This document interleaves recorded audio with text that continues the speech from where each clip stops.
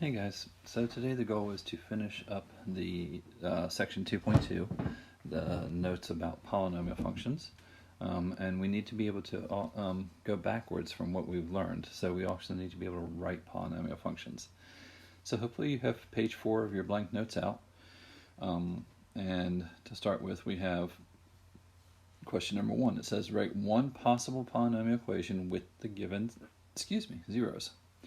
So if we have, for number 1, zeros of 0 and 8, that indicates to me that x equals 0 and x equals 8.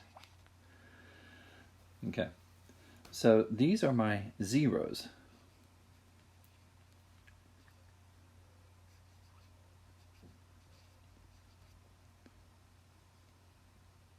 Okay, well then how can I turn those into factors?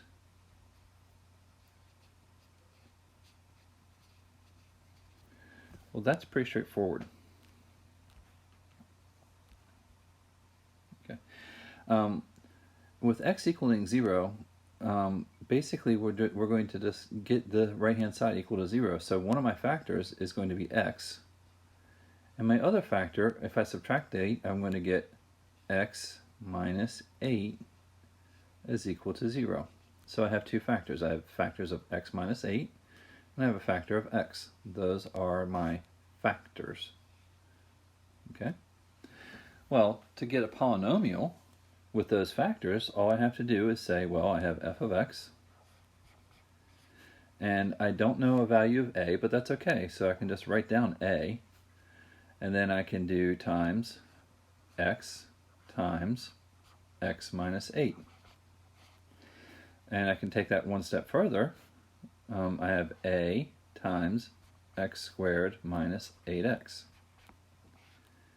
And then I now have a polynomial with the two given zeros of 0 and 8. I may have some sort of, I may have flipped it or anything like that. I don't know a value of a. That'll come into effect, but that is our general form of a polynomial. Okay, we'll come back to that. You'll see where that comes into play when we start doing questions like numbers 3 and 4. Okay, so that's the easy one. All right, let's go ahead and step it up a little bit. Okay, let's take a look at number 2. We now have zeros of the square root of 2, the negative square root of 2, and 3, and we want a degree of 4. Okay, so I know that these are a pair. This is a plus or minus pair because this is actually a real root, but it's clearly a pair. So that's 2 of my roots. So I'm going to say that x equals plus and minus the square root of 2. Okay. And then I also have x equals 3. Okay. So if I want to figure out what x is, I need to square it, because that'll get rid of my square root of 2. So I now have x squared is equal to 2. Okay. And then to get my factor, I have x squared minus 2 is equal to 0. So I got rid of my radical first. That got rid of the plus and minus also. And then I moved my 2 to the left-hand side, so I now have a factor of x squared minus 2. And what is the degree of that particular factor? Well, that degree is 2, right? And then x equals 3, well, that gives me an x minus 3 as a factor. Okay, so now this function, we'll call it g of x,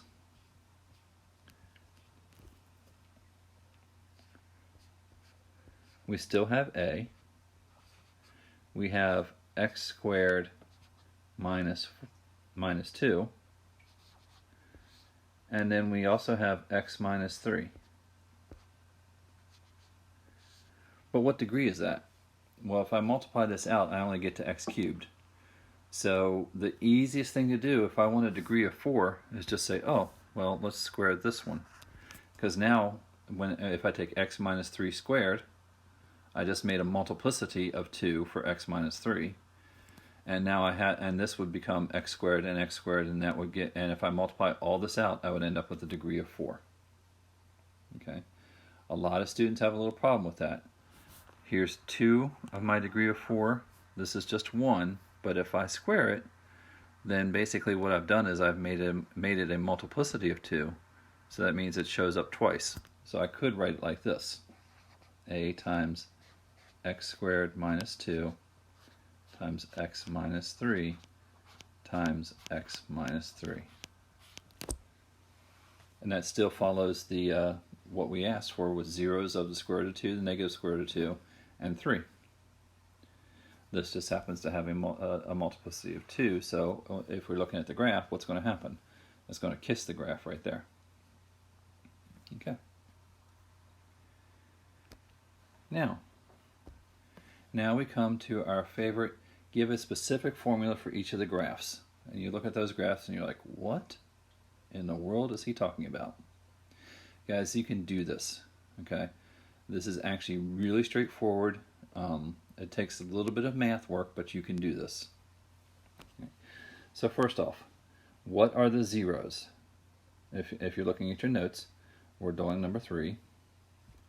The zeros of that graph are at x equals negative 3 and x equals 1.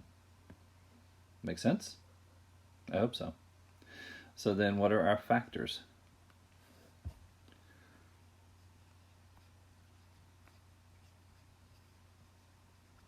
Well, I have x plus 3 and I have x minus 1, but I have x minus 1 squared. Look at the graph. Why do I have x minus 1 squared? Hopefully you see, oh, it's because the graph is kissing it, so I have to have an even multiplicity there. So an even multiplicity says that this should be x minus 1, and it appears 2 times. Okay?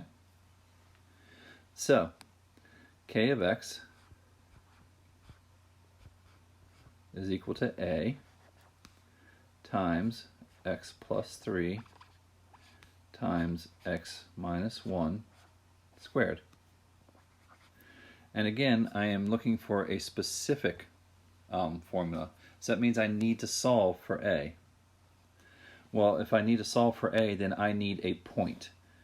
Where is a point on this graph that's very clear that it's an easy point to say or to see? If you look at the graph, there is a point at negative 1, comma 4. That is a point on my graph. With that being a point on my graph, then all I have to do is plug that. I'm sorry, negative 1, negative 4. Gotta be careful. Plug that into my formula. Okay, so k of x, that's my y value, right? So negative 4 equals a times negative 1 plus 3. All I'm doing is plugging x and y into my formula, times negative 1 minus 1 squared. So I have now it's just algebra. Negative 4 equals a times, now negative 1 plus 3 is 2. Negative 1 minus 1 is negative 2. Negative 2 squared is 4. So I have negative 4 equals 8a, or a is equal to negative 1/2. So then what is my actual final formula? My final answer takes this form: k of x equals negative 1/2 times x plus 3 times x minus 1 squared. And if you look at this, guys, this negative 1/2 tells you your end behavior. right? The degree of this is 3, because we have 2 here and 1 there. So it's an odd degree with a negative leading coefficient. So that means it should fall from the left and, it should rise to the left and fall to the right. And that does do that. We have a multiplicity of 2 here, so it kisses at 0 of 1. And then we have the other 0 at 3. So we've actually come up with the formula for this graph without actually doing any real work that is totally difficult. Okay? So let's look at 3b. Let's look at the other graph. Got a couple of little things here. So let's go with what our zeros are first off. So our zeros are x equals -3, x equals -1, x equals 2, and then x equals 5. And if you notice, the graph is going through it, so it has to have a multiplicity of 1 or an odd multiplicity. So we're going to assume that it's a multiplicity of 1. So let's go ahead and come up with our general formula. What are our factors? Well, x plus 3 is a factor. X plus 1 is a factor. X minus 2 is a factor. And x minus 5 is a factor. Well, right there's our equation, except for one little thing. We need our a, right? So we'll call this g of x equals x plus 3 times x plus 1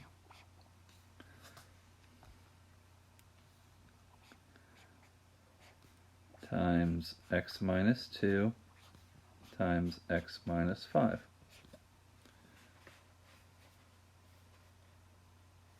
Okay.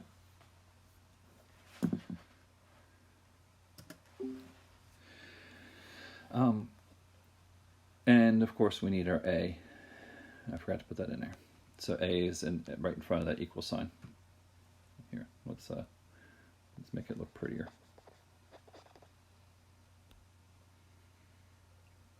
Equals a. Okay, so now when you pick your points, guys, please do not pick one of the zeros. That's not going to do you any good. All right, pick a point that's on the graph that makes a little bit more sense. For example, in this case, I see the point 1, 2 pretty clearly. So the point that I'm going to choose is 1, 2. Now you can choose other points, but try to choose one that's, that's obvious, like this one is. Okay. So I plug in 2 for y, and I now have a times 1 plus 3 times 1 plus 1 times 1 minus 2 times 1 minus 5.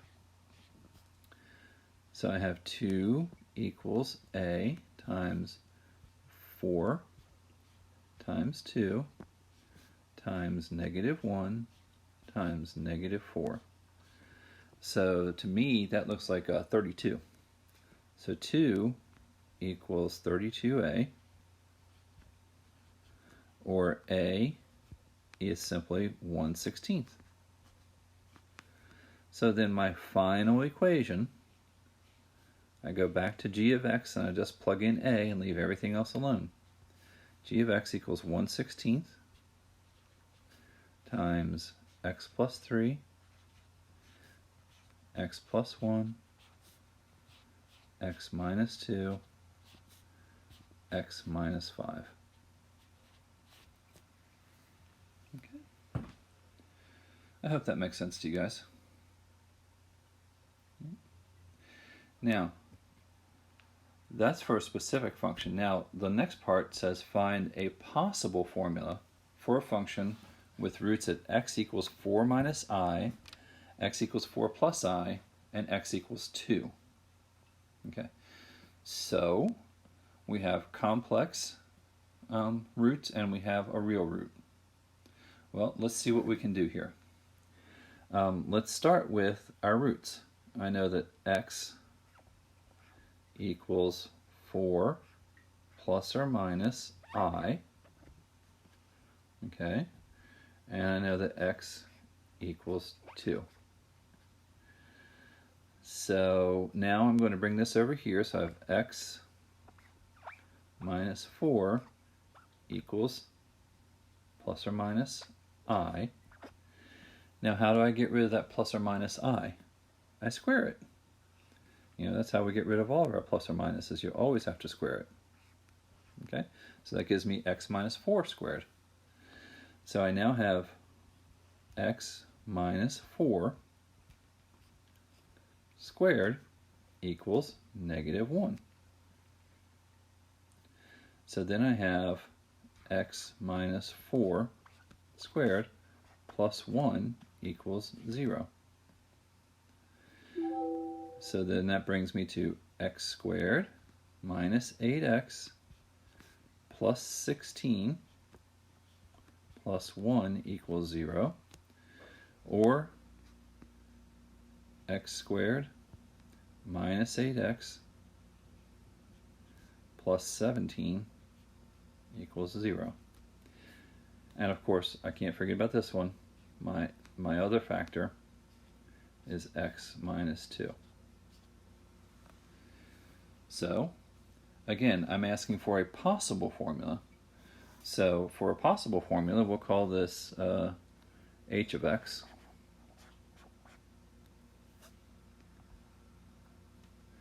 H of x is just simply, again, we have to put our a in there, and we're not going to solve for it because we don't have any specific points.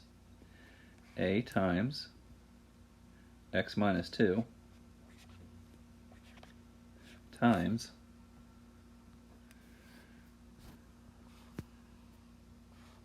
x squared minus 8x plus 17.